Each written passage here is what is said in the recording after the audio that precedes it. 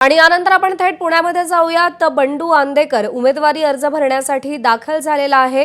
पोलिसांच्या कडेकोट बंदोबस्तात तोंडाला काळं कापड लावून अक्षरशः दोरीनं त्याला उमेदवारी अर्ज दाखल करण्यासाठी घेऊन गेलेले आहेत। पोलिसांचा कडेकोट बंदोबस्त इकडे पाहायला मिळतोय। काही वेळापूर्वी लक्ष्मी आंदेकर आणि सोनाली आंदेकर यांनी देखील आपला उमेदवारी अर्ज दाखल केलाय।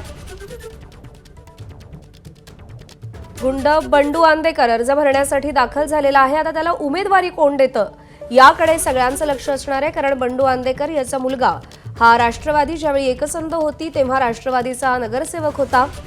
आयुष कोमकर हत्या प्रकरणात बंडू आंदेकर सध्या न्यायालयीन कोठडीमध्ये आहे आणि आता या महानगरपालिकांमध्ये नगरसेवक पदाची निवडणूक लढवण्याची त्याची इच्छा आहे।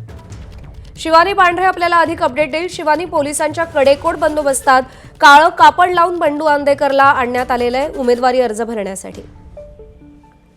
उमेदवारी अर्ज भरण्यासाठी बंडू आंदेकर दाखल झाला, मात्र त्याचा जो पेहराव होता तो काळ्या कापडात त्यांना गुंडाळून पोलिसांच्या बंदोबस्तात आणण्यात आलं। मात्र येताना त्यांनी सगळ्यांना, मीडियावाल्यांना, सगळ्या माध्यमांना हात दाखवला आणि मी उमेदवार आहे, मलाच मत द्या, मलाच मत म्हणजे विकासाला मत, अशा घोषणा देत बंडू आंदेकर थेट भवानी पेठेतल्या या कार्यालयात, क्षेत्रीय कार्यालयात दाखल झाला आणि त्याच्यानंतर वनराज आंदेकर जिंदाबाद म्हणून देखील ते आतमध्ये गेले आहेत। आपण जर बघितलं तर मागच्या काही दिवसांपासून बंडू आंदेकर हे न्यायालयीन कोठडीत होते। त्यांना कोर्टानं थेट सांगितलं होतं की मिरवणूक, घोषणाबाजी किंवा प्रचार सभा असं काहीही करता येणार नाही, असं कोर्टानं सांगितल्यानंतरही जेव्हा बंडू आंदेकर आज या भवानी पेठेतल्या क्षेत्रीय कार्यालयात दाखल झाले तेव्हा त्यांनी हात हलवले माध्यमांना आणि स्वतःच सांगितलं की मीच उमेदवार आहे आणि मलाच मत द्या, विकासाला मत म्हणजे आंदेकरांना मत, असं त्यांनी थेट सांगून टाकलंय। त्यामुळे पुण्यातले गुन्हेगार जर एखाद्या फॉर्म भरायला येत असताना अशा पद्धतीनं ज्यांना आणलं जात असताना